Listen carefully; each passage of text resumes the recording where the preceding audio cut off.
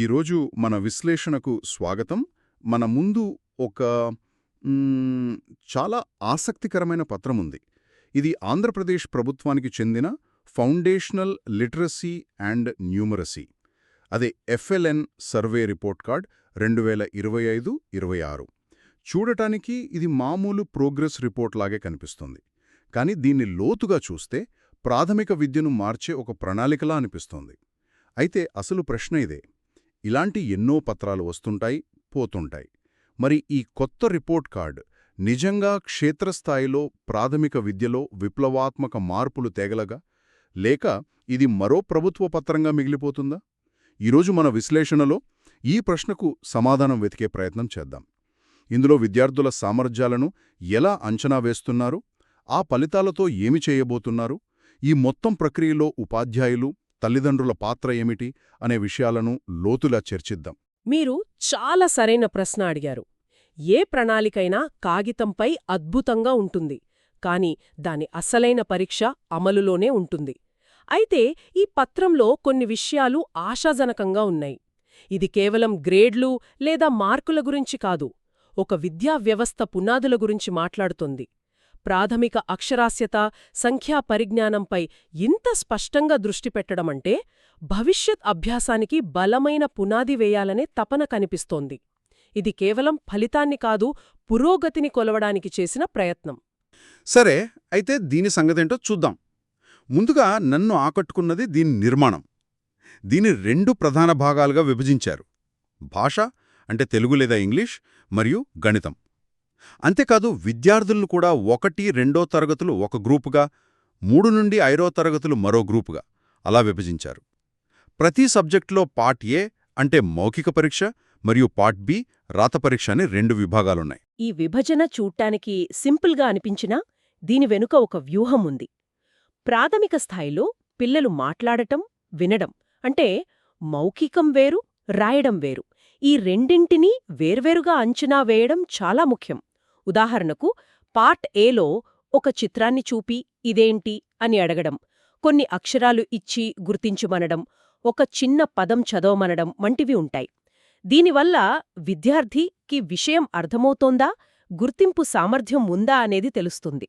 అంటే ఒక విద్యార్థికి సమాధానం తెలిసినా దాన్ని రాయడంలో ఇబ్బంది పడుతుంటే ఆ సమస్యను ఖచ్చితంగా గుర్తించవచ్చనమాట. ఖచ్చితంగా. పార్ట్ బిలో అదే పదాన్ని రాయమనడం లేదా ఒక వాక్యాన్ని చూసి రాయమనడం ఉంటుంది. దీనివల్ల వారి రచనా నైపుణ్యం తెలుస్తుంది.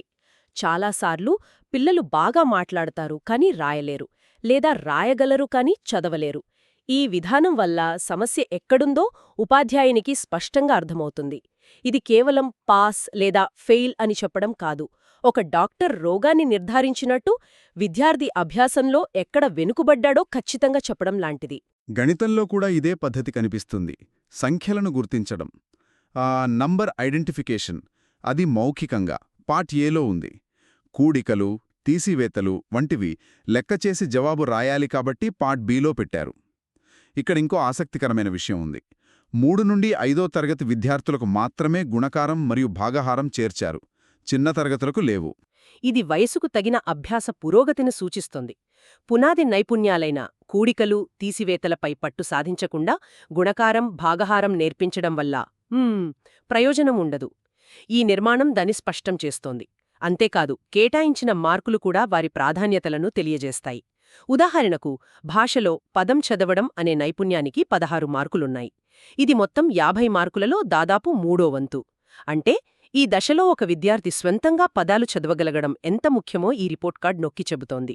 సరే, విద్యార్థులను ఎలా పరీక్షిస్తారో, వారి నైపుణ్యాలను ఎలా విశ్లేషిస్తారో స్పష్టమైంది. కానీ కేవలం పరీక్షించడం ముఖ్యం కాదు కదా, ఆ ఫలితాలతో ఏం చేస్తారు అనేదే అసలు విషయం. ఇక్కడ ఈ డాక్యుమెంట్లోని 75 డేస్ యాక్షన్ ప్లాన్ చాలా ఆసక్తికరంగా అనిపిస్తోంది. నిజం చెప్పాలంటే 75 రోజులు, అది చాలా తక్కువ సమయం కదా. కేవలం 75 రోజుల్లో ఒక విద్యార్థి నైపుణ్యాలలో నిజమైన మార్పు తీసుకురావడం సాధ్యమేనా? ఇది చాలా మంచి ప్రశ్న.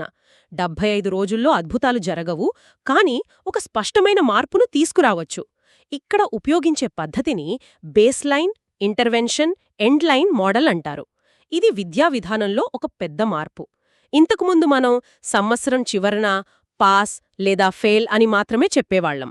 అది కేవలం తుది ఫలితం. కానీ ఈ పద్ధతితో నవంబర్లో బేస్లైన్ సర్వే ద్వారా ఒక విద్యార్థి ప్రయాణం ఎక్కడ మొదలైంది, ఏ నైపుణ్యంలో ఏ స్థాయిలో ఉన్నాడు అనేది ఖచ్చితంగా కొలుస్తాం. అంటే ప్రతి విద్యార్థికి ఒక ప్రారంభ స్థానం, ఒక స్టార్టింగ్ పాయింట్ ఉంటుందన్నమాట. అవును. ఆ తర్వాత 75 రోజుల పాటు ఉపాధ్యాయులు కేవలం పాఠాలు చెప్పడమే కాకుండా ఏ విద్యార్థి ఏ నైపుణ్యంలో వెనుకబడ్డాడో దానిపై ప్రత్యేకంగా దృష్టి పెడతారు. దీన్నే ఇంటర్వెన్షన్ అంటారు. ఉదాహరణకు 10 మంది పిల్లలు పదం చదవడంలో వెనుకబడితే వారికి ప్రత్యేకమైన అభ్యాసకృత్యాలు నిర్వహిస్తారు. చివరగా మార్చ్లో ఎండ్లైన్ సర్వే ద్వారా ఆ 75 రోజుల్లో ఆ విద్యార్థి ఎంత అభివృద్ధి చెందాడో అనేది కొలుస్తారు. ఇది ఫలితాన్ని కాదు, వృద్ధిని కొలవడం. ఒక విద్యార్థి 10 మార్కుల నుండి 30 మార్కులకు ఎదిగితే అది 80 మార్కులు వచ్చిన విద్యార్థి కన్నా గొప్ప పురోగతి కావచ్చు. మీరు చెప్పింది అర్థమైంది. అంటే ఇది జవాబుదారీతనాన్ని పెంచుతుంది. ఒక కార్యక్రమాన్ని అమలు చేశామా లేదా అన్నది కాదు, దానివల్ల పిల్లల్లో మార్పు వచ్చిందా లేదా అనేది సంఖ్యల రూపంలో కనిపిస్తుంది. కానీ దీనివల్ల ఉపాధ్యాయులపై ఒత్తిడి పెరిగే అవకాశం లేదా? 75 రోజుల్లో ఫలితాలు చూపించాలనే టార్గెట్ వారిపై భారం మోపదా? తప్పకుండా ఆ ప్రమాదముండి. అందుకే ఈ ప్రణాళిక విజయవంతం అవ్వాలంటే ఉపాధ్యాయులకు సరైన శిక్షణ, వనరులు మరియు మద్దతివ్వడం చాలా కీలకం. ఇది వారిని పరీక్షించడం కోసం కాదు, వారికి సహాయం చేయడం కోసమని చెప్పాలి. రిపోర్ట్ కార్డులోని టీచర్స్ ఫీడ్బ్యాక్, అదే ఉపాధ్యాయుని అభిప్రాయం అనే విభాగం అందుకే ముఖ్యమైంది. ఇది కేవలం సంఖ్యల వెనుక ఉన్న కథను, అంటే ఒక విద్యార్థి ఎందుకు వెనుకబడ్డాడు లేదా ఎలా మెరుగయ్యాడు అనే కారణాలను వివరించడానికి ఉపాధ్యాయునికి అవకాశమిస్తుంది. ఈ రిపోర్ట్ కార్డ్ కేవలం డేటాకే పరిమితం కాకుండా ఈ మానవ కోణాన్ని కూడా చేర్చడం బాగుంది. అలాగే తల్లిదండ్రులను కూడా ఈ ప్రక్రియలో భాగం చేయడానికి కమ్యూనికేషన్ టు పేరెంట్స్ అనే విభాగముంది.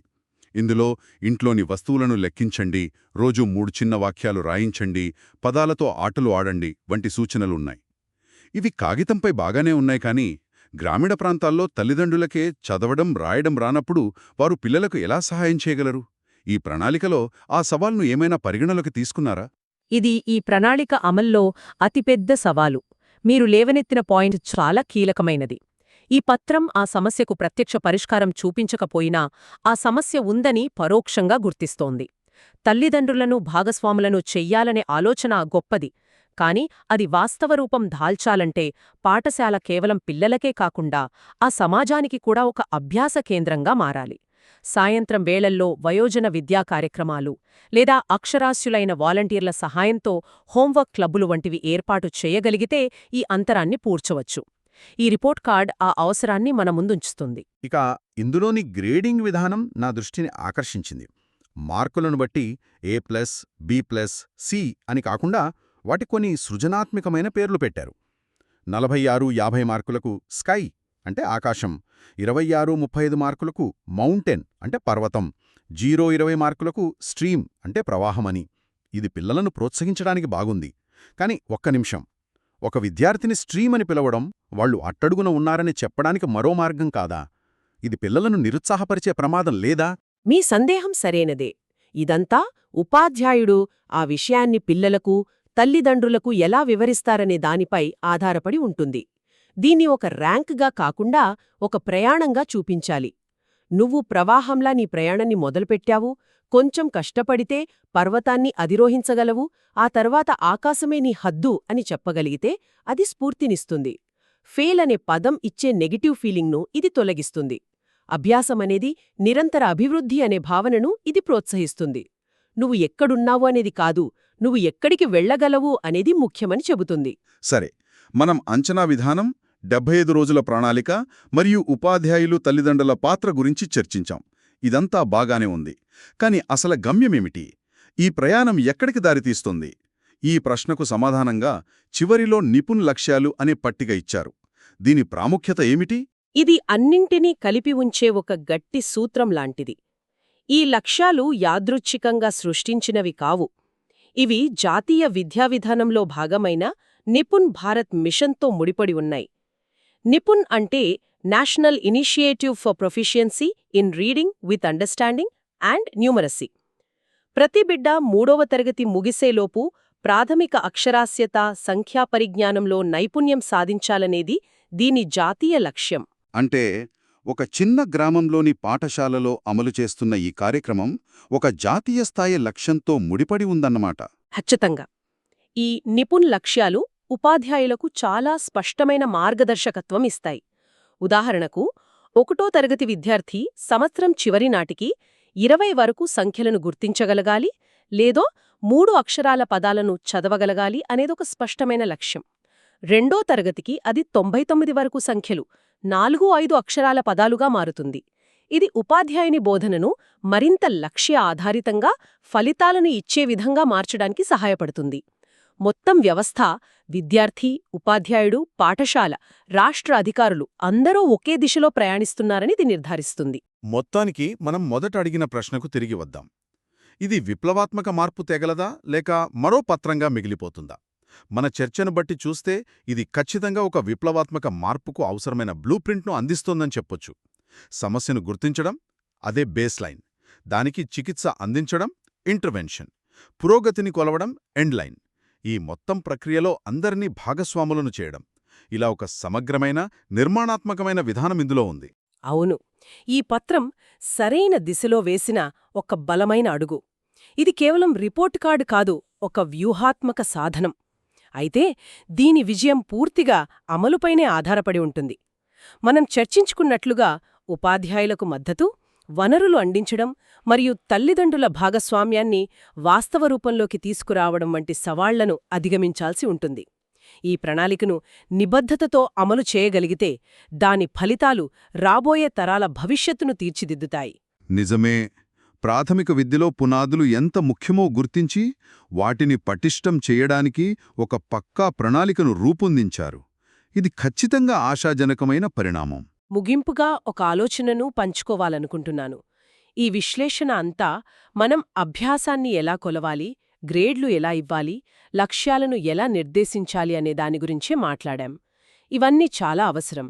అయితే మనం అక్షరాస్యత, సంఖ్యా పరిజ్ఞానం వంటి నైపుణ్యాలను కొలవడంలో మెరుగవుతున్న కొద్దీ ఒక కొత్త ప్రశ్న తలెత్తుతుంది. ఒక విద్యార్థి యొక్క సృజనాత్మకత, జిజ్ఞాస మరియు నేర్చుకోవాలనే సహజమైన తపల వంటి వాటిని మనం ఎలా ప్రోత్సహించాలి, వాటిని ఎలా గుర్తించాలి, సంఖ్యలు మరియు గ్రేడ్లకతీతంగా ఒక సంపూర్ణ వ్యక్తిని నిర్మించడం ఎలా? ఇది బహుశా మన తదుపరి విశ్లేషణకు అంశం కావచ్చు.